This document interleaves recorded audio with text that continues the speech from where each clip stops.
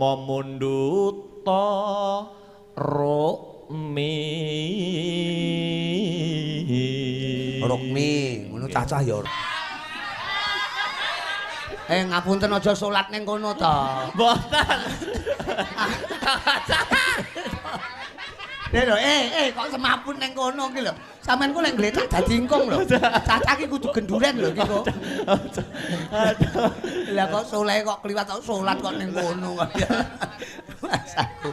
Pancen niku ning jaba nek rokmi niku. Nggih, nek rok niku ning jaba. Heeh, bedane karo rak. Rak niku wadah piring. Piring niku nggo mangan. Dadi semangat hidup mangan ramangan pokoke mangan. Ngoten. Mila niku pentasé teng Nganjuk. Nganjuk niku mangan kalih ngunjuk. Wong ngono. Nggih. Iki ning Jabon. Dadi Jayalah dan apa?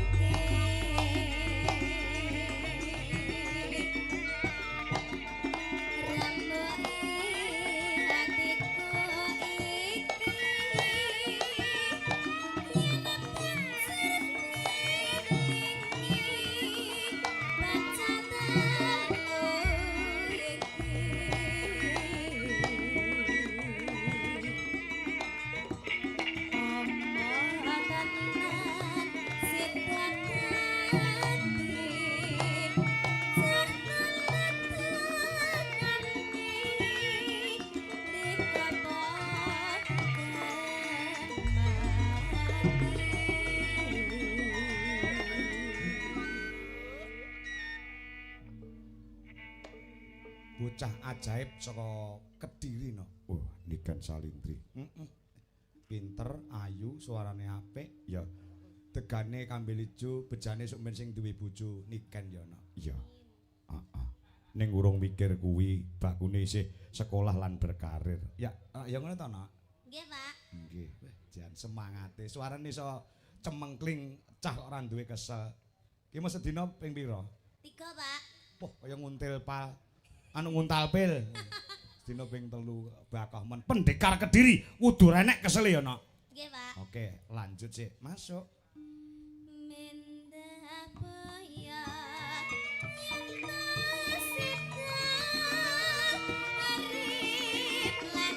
Kedua, garap instrumen gamelan Bali.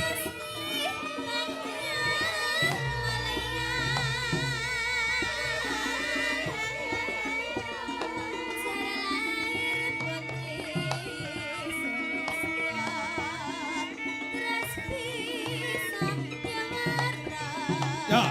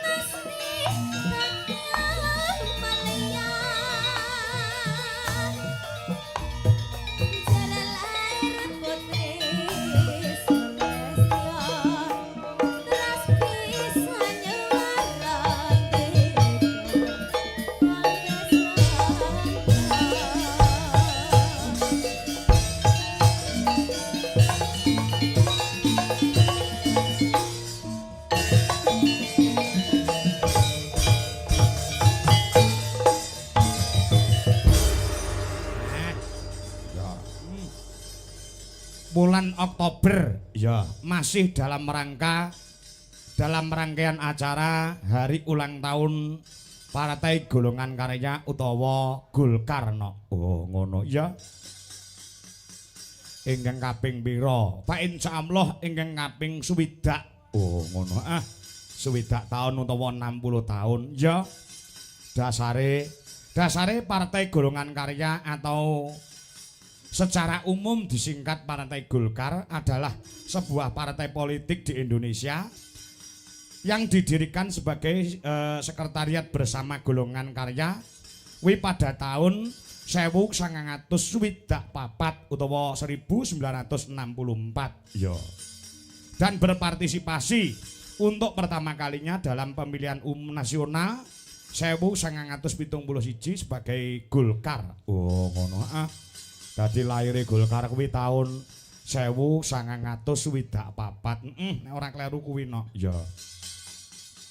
Mula beberapa tempat ya mengadakan wayangan sebagai wujud kecintaannya Partai Golkar terhadap pelestarian seni budaya utamane wayang kulit ya kaya ngono sengkut anggone para kadang-kadang saka ing Partai Golkar nggone nguri-nguri kelawan budaya barengi pengetan hari ulang tahun Partai Golkar yang ke-60. Oh, ngono ah. Ya. Mergo wis terbukti nek bahwasanya Partai Golkar ki partai sing hebat. Heeh. Partai sing hebat, partai yang solid untuk menuju Indonesia maju. Tepuk tangan buat Golkar di Indonesia. Wow. Kaya ngono ya heeh. Ya. Wis teruji dan terbukti nek Partai Golkar ki pancen partai yang sangat luar biasa. Oh, ngono ah. Ya. Ngestokake dawuh mula wujud kecintaannya terhadap pelestarian budaya sing tak aturke ngarep mau no. Ya. Iki bakale beberapa tempat digelar wayangan sing pertama kali kala wingi tanggal 18 Oktober kuwi rangkaian HUT Golkar ke-60 wayangan ana ing lapangan Gunung Sewu ana ing Kepuh Kertosana Kabupaten Nganjuk ya sing diprakarsai dening panjenengane tokoh spiritual budaya ya ngono ah uga sesepuh Partai Golkar ya kuwi panjenengane Rama Widodo kuwi tanggal 18 kepungkur ya lah tidak mau ketinggalan pada malam hari ini juga diadakan HUT Partai Golkar ya sing diadani ana ing Desa Jati Kalen. Oh, ngono ah. Ngiras pantes tasyakuran panjenengane Bapak Muhammad Sapi'i sebagai anggota DPRD Kabupaten Nganjuk. Oh, ngono ya ya. Iya. Luar biasa heeh. Sing angka 3 bakal digelar ana ngendi? Sing angka 3 wa insyaallah Partai Golkar akan wayangan lagi ana ing Kabupaten Trenggalek. Kuwi tanggal 2 November. Oh, ana Trenggalek. Heeh, dibacutke tanggal 16 ana ing Kota Pahlawan Surabaya November. Heeh, kuwi malam Minggu no. Oh, malam Minggu. Heeh. Kuwi sing kaping 4. Heeh. Iya. Ingkang kaping 5 kapan? Ingkang kaping 5 fa insyaallah engko nek ora tanggal 23 apa tanggal 30 November kuwi pas malam Minggu ya. Nang ngendi? Ngenteni panjenengane Pak Haji Karyo sing nanggap sumben tanggal kuwi.